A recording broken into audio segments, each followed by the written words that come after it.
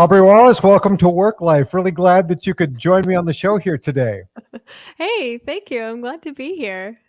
I love being able to connect up with guests from all over the world and in a bunch of different disciplines as well. But you're a fellow marketing professional I and am. somebody with a pretty unique spin on marketing. I'm really anxious to get into your story and understand that a little bit more. But as we kind of kick things off here today, I'd love it if you could just share a little bit about you and how you got to be sort of a marketing professional. Yeah, okay. It's been quite a journey. Yeah. Um it has been. Well, my name is Aubrey. Most people just call me Aub. I'm the Okay. co-founder of Dandelion Branding, and we have another project, the Living Brand Directory, which we'll talk about a little bit later, I'm sure. So my journey to marketing um, wasn't a straight line. I actually have a degree in criminal justice and another Oh. one in interdisciplinary studies in social sciences. Yeah, that's a And pretty big change. yeah, you think so, but actually not really. It Hmm. it, it came about pretty naturally. My focus in school, and the reason why I took up criminal justice was because I wanted to understand what makes people tick. Like, what is a criminal, and what does that mean, and how do they differ from the typical person? Is it like a mental illness? Is it neurodivergence? But like everybody has a reason for what they do. Okay. And once I understood that a criminal isn't, criminal is a label, not an identifier, Hmm. then you realize that what you learn in it with a degree like that, or a degree in interdisciplinary studies, which is where I was focused a lot on oppression and societal change and governance, you kind of start to understand bigger picture of how people think Okay. and what drives them, right? Because most criminals have a reason for what they do, Sure. and it is a base reason. They need food, they need shelter, they need safety, they feel they're scared, that like there is an id drive behind that. So I started there. Yeah. And then I moved to California. Mm. I went to Michigan State University, and Oh, I grew up my like dad's actually a professor there, or was a professor. He's Ooh, retired what's now, his but yeah. name? Yeah, Donald Dickman was his name. He's a professor of forestry at Michigan State. Ooh, I Yeah. bet I know some people that know him. Oh, interesting. I bet I do. I'm friends with some of the professors there still. Okay. They're the retired professors now there. But yeah, it was great education. But I was born and raised in Flint, Michigan. And then I just was like, I'm going to California. I was one of those dreamers. I went out there and I actually worked a lot with kids with autism, which Okay. is a pretty normal shift from oppression, from studying like neurodivergence and criminal justice. I focused a lot on juvenile justice and kids. So the shift to at risk youth and then the shift to children with autism Okay. happened. I didn't really like that Mm. because I think ABA, applied behavioral therapy, isn't really effective. Okay. It felt like I was n- trying to teach someone social behavior without being able to like be a part of their life. Like these people, they trust you, but you can't really share. And there's just kind of a barrier there. So I Yeah. thought, okay, what can I do to help people heal, and that would that allows me to get closer to the people I'm working with. And so I just decided to become a certified herbalist. Okay. Yeah, I love plants. I still love plants. You can see them, I do see and those. Yeah. yeah, You and can't see mine in the background because it's dead. oh well, Yeah. water it. Yeah. Make Well, sure it I has. think I overwatered it, is what I Oh did. well. Oh, I'm sorry, buddy. And you can see back behind me here, Wanderlust. Um, that is my herbal medicine. Oh, So I interesting. still am a practicing clinical herbalist. Um, And I worked for an herbal company where I ended up being their head marketer, essentially their organic marketing specialist. I was creating and maintaining all of the organization and all of the marketing pieces Yeah. within the herbal company. Okay. So that's that journey. And then I met my partner at Burning Man, who is a Dutch man, and I moved to the Netherlands to be with him. So the marketing industry here, or the industry here, is totally different. I couldn't find a job, so I started Dandelion Branding with my best friend Courtney, and That's now really, we run a marketing agency. I like the way you just kind of skipped over Burning Man there. That's a pretty, pretty exciting kind of an event. I've always wanted to go and check it out. Highly It, recommended. yeah, Highly everybody recommended. says that. I don't hear Yeah. anybody who comes back from that and says, "Oh no, you shouldn't go." Uh, Yeah. I this would be I've been 4 times. oh This'll wow, this'll be my 5th year. Yeah, we have a camp. I'm one of the head people of our camp. I love them. They're called Pig's Nest. If you go to Burning Man, like, stop by Pig's Nest. We're in the book. it's harder to get into that event now, isn't it? It's become so popular. Yeah, you have to, like, really be on it, Yeah, during ticket sales or, and also it's just magic. If you're meant to go, you'll find a way there. yeah. Well, it's interesting because I live in Florida, and I know that they spun off one of their smaller events down in South Mhm. Florida. I did have some friends that went to that. So yeah, they're trying to accommodate more people in more places, but I'm sure there's nothing that quite compares to the original event. Yeah, there's local burns all over the place. I would love to go to those too. Yeah. The South Africa burn is, Yeah. like, high on my list. That Oh, one looks really? really cool. Yeah, yeah. Well, one thing that really struck me as you were talking about your journey, because I talked to a lot of entrepreneurs on this show and my other show, and not once in your explanation did you talk about being rich and famous.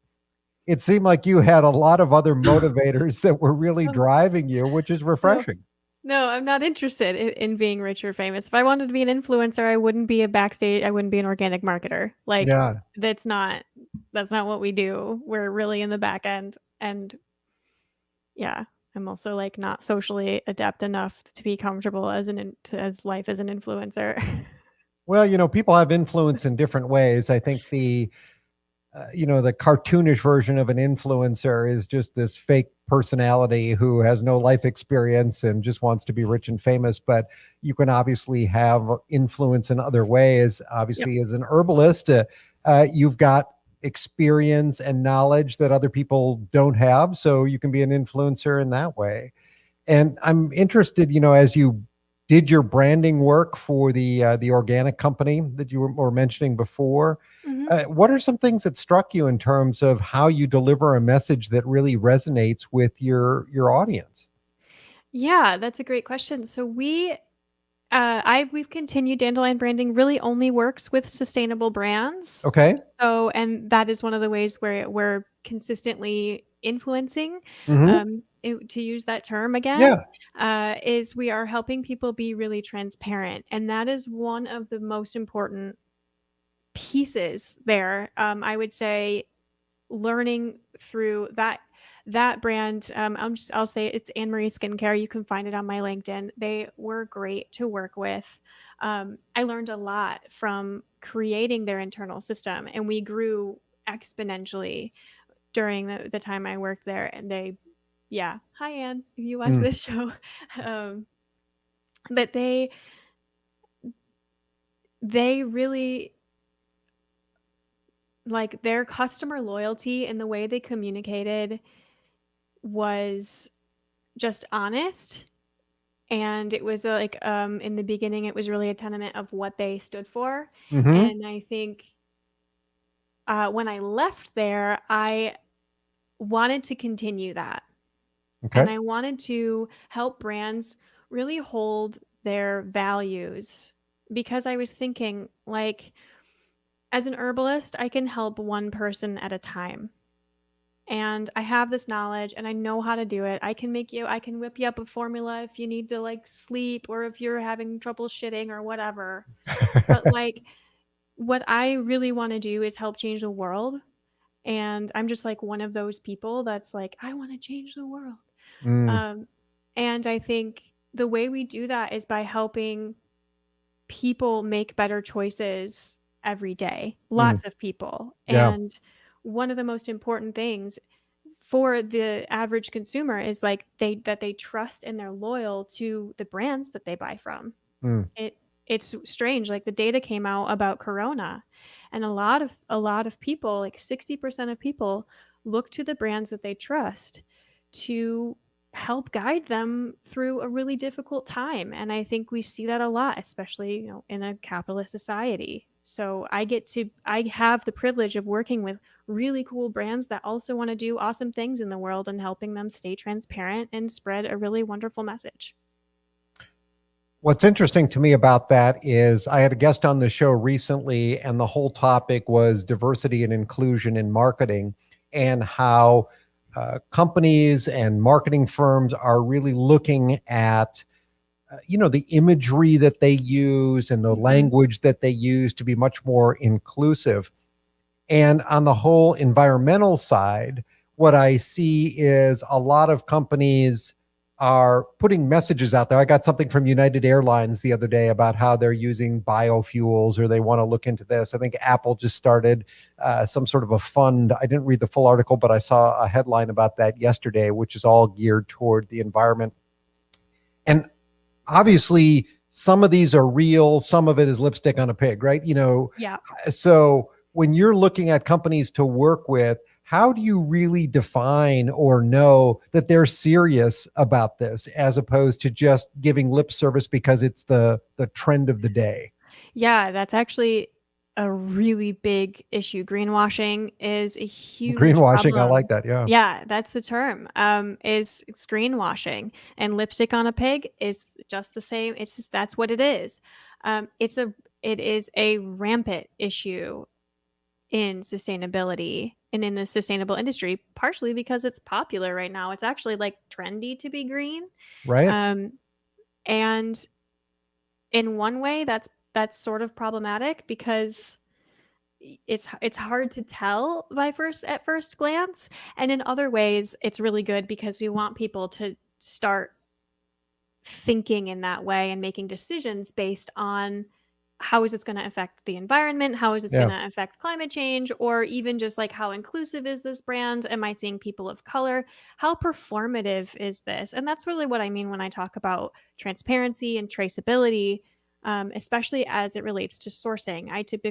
We typically work with e-commerce brands a lot, but we also, one of our clients is actually the herb school that I graduated from, and we see we're we're really working on how to take actually sustainable brands and put them in the forefront, because one of the issues that they have is herbalists and people with passion are actually really shitty marketers. Mm, They care about what they care about, and they kind of feel like it doesn't matter what I say, it matters what I do. mm. But then you go back to, yeah, but people are looking at you as an influence. And if you show up and you are that influence, we raise the standard of what your audience expects from you. Okay. So it's really about teaching brands how to be traceable and transparent and honest and not performative. Because you can see greenwashing, you can see two posts that say the same thing. Like, Yes. we do carbon offsetting. Go to their website and look at, do they have their charity listed? If they do carbon offsetting, what does that mean? Does it mean that they're planting a tree? Does it mean that they are like investing in clean coal? Because a lot of those things do, like the airlines. Are they actually using biofuel, or is it because fossil fuel is technically a biomass, right? Like, look into the language and what that actually means and figure out, like, you can trace where they're putting their money at. It's pretty easy most of the time. And if you have a question, just email them and ask. And Mm. if they don't give you a good enough answer, like, And they don't, then right away. yeah. So I'm guessing clean coal is a pretty good example of greenwashing. Yeah, yeah. We actually have a podcast called Environmental, Uh-huh. and this where every month we really do investigate different aspects of sustainability. And this month we are talking a lot about fossil fuels Oh, and interesting. doing deep dive into the fossil fuel industry. And clean coal is something that was really popular in 2007, 2008. You started really seeing that. Yeah. And it what it actually, it's just coal usage, but like there's some R&D going into carbon sequestration. That's it. Mm-hmm. Mm-hmm. It's not using less fossil fuels. So, it's kind of weigh your options. Clean coal is better than just shoving everything into the air, but if that's what you're seeing, like, I don't know, just do that extra bit of research to find out. Yeah, I think that's really smart. Well, it's interesting. You're obviously very passionate about these topics, and I think it's great that you've been able to form a business that advocates the same kinds of things that you believe in. And Mhm. I'm sure this trickles into your personal life as well in terms of what you're passionate about there. You already mentioned that you went to Burning Man and enjoyed that. What else gives you excitement? What do you love to do when you're not working on your marketing agency? Oh, honestly, I'm pretty boring. Oh, that's Like, okay. I I I like to read a lot, and I like to spend time in my garden. I like I honestly like really quiet afternoons, and I like and tea and coffee, and yeah, So you mentioned that you're a podcaster. Are you also a consumer of podcasts? Do you enjoy listening to them? I do. Yeah. Yeah. I right now I'm listening to Drilled, which is a fossil fuel podcast. Um I just listened, and I also listen to a lot of music. Yeah.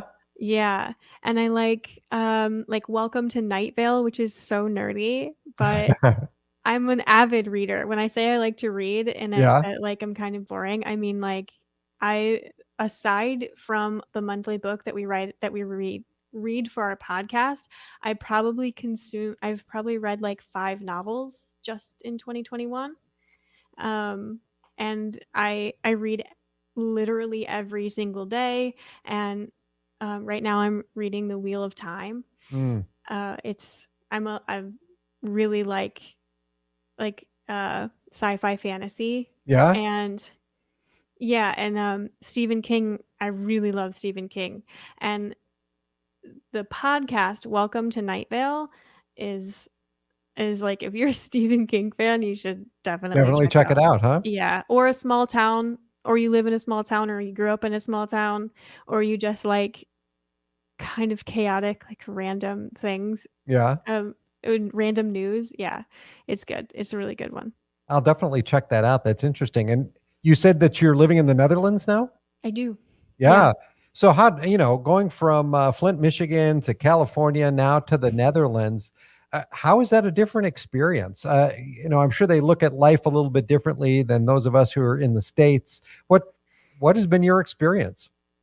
Actually, what I think is one of the most interesting things about life in the Netherlands is that it's more similar to life in Michigan than life in Michigan is to life in California. Oh, that's an unexpected answer.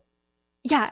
Yeah, I think the way the directness, like if you know about Dutch culture at all, or even just Google it, the first thing you're going to learn about is Dutch directness. It's very real. Mm, Um they'll just tell you to that whenever they think, they just say it right out to your face. It's really nice. It's the yeah. same way that it is in Flint, and I think a lot of Florida is also has that sort of relationship. You mean they don't wrap it up in a bunch of niceties or politeness? They just could sort of say what's on their mind. Yeah. Yeah. Yes. That. In California, it is very like I had issues, I would say, the first like year or two, because I'm from Flint, Michigan. We just say what we think.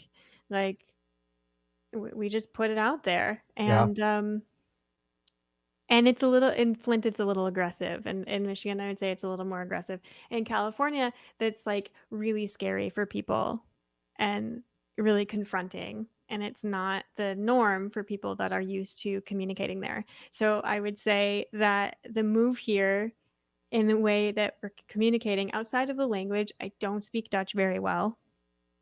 I'm learning. I'm trying to learn. But Do most people speak English? everybody speaks English. That's one Okay. of the Yeah. that's what makes it so difficult to learn the language actually. As soon as they Yeah. realize that you are an English speaker, they'll just switch. Gotcha. Gotcha. Yeah. Yeah. So, as you sort of rewind the clock a little bit and look at sort of where you started on your progression and some of the things that you were studying in school and where you thought your life would be to where it has ended up now, is this a good place? Have the lines converged and now you're saying, I didn't plan it this way, but yeah, this is actually working out pretty good? Or is there something on the horizon that says, well, this is a step in that direction, but there's still more to do? Um wow, you ask really good questions. So I think one thing I didn't mention is that the house I live in is a reconstruction project that we're Okay. doing ourselves. And so much of my time outside of Dandelion and Living Brand Directory is actually building a house right now. So is it a good place? Yes. Is it also a step? Most assuredly, because Yeah. building your own house, especially building it while you're living in it, is really challenging. Yep. So I think, I'm in a place now that I never would have thought possible, Yeah. but it's definitely it's definitely a step towards where I want to be. I think I'll always feel that way though. There's a like that thing of being an entrepreneur where you're like, well, I've hit this goal, better go to the next one. There's always another goal coming. Yeah. I just find it so fascinating when people look backwards and they see the doors that have opened and the choices that they've made and where it's brought them to. And yeah, I think they're all things, all of us have things in our life that we want to aspire to, that we want to try, that we want to Hmm. visit, places we want to go, things like that. But it's so interesting to see the doors that have opened and the choices made and how it got us to where we are today. Yeah, that's really true. And I feel really, really lucky to have had the experiences, that I've had, that I was able to move to California just because that was my dream. Not everybody can do that. Yeah. That I was invited to Burning Man the first time I went. I Oh, wasn't wow. even gonna go. Somebody was like, "Have a ticket. Here you go. It's paid for." And I met like the most incredible group of friends there that I consider my family now. Oh, And that was probably the hardest thing to do about moving here was like leaving that community. And the people and my partner here, like, how do you just meet someone so perfect for you in a desert somewhere? yeah. You know, I've been really lucky and really, really blessed and fortunate for the places I've been able to go You and will know, be able to go. No, I think that's great. And I had a guest on the show yesterday, actually, and we were talking about something similar. And you just never know where you're going to meet somebody that could have a pretty significant impact on your Yeah. life. And if you're just walking out to go to a coffee shop or go to the grocery store, be prepared. Never sort of leave Yeah. the house and not be prepared to potentially meet somebody. I think sometimes we can Yeah. get overly casual about it, put on our headphones, not paying attention to what's going around us, but there is opportunity everywhere. Totally. Totally. I was just like on a walk. I love where I live right now. It's in Noonan. You can actually find it if you search like Van Gogh City. Okay. Okay. Van Gogh Village in the Netherlands is the little village that we just moved to.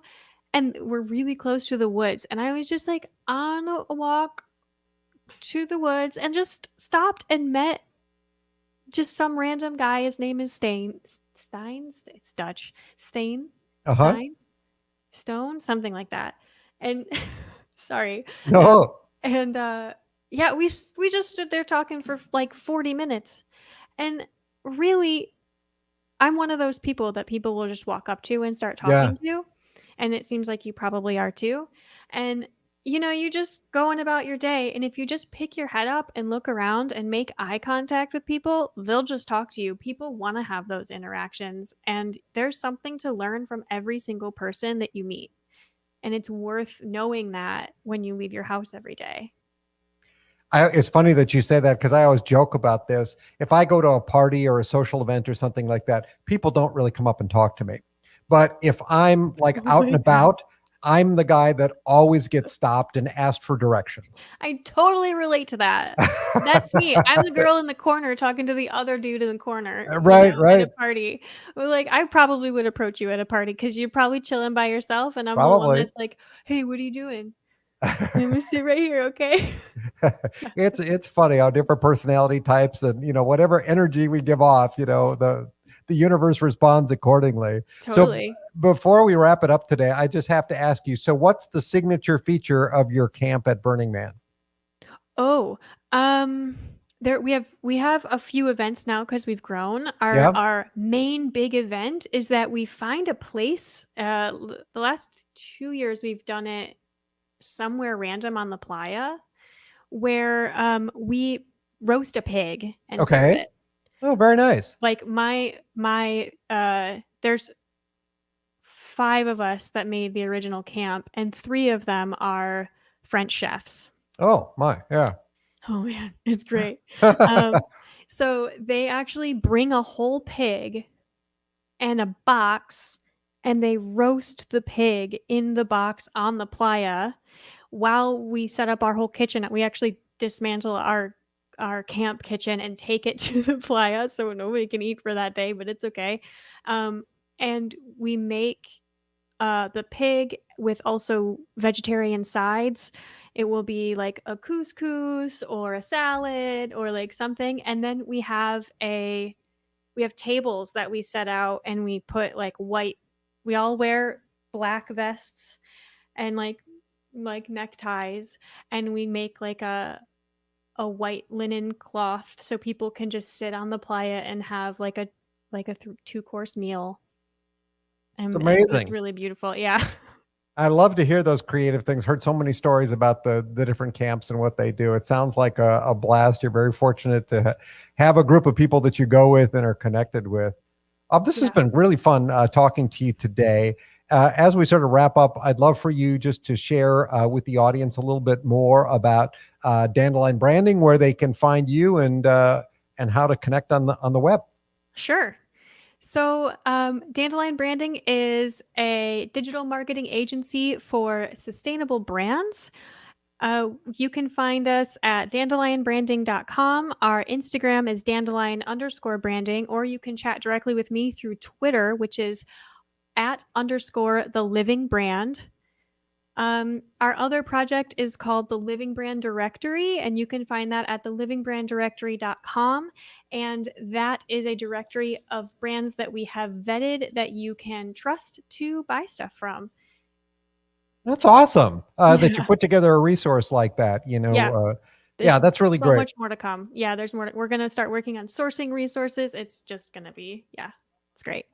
Hey, that's amazing. Fascinating conversation. I will make sure that we have all that linked up in the show notes so that people can find those resources. Thank you for coming on the show today. I've really enjoyed our time together.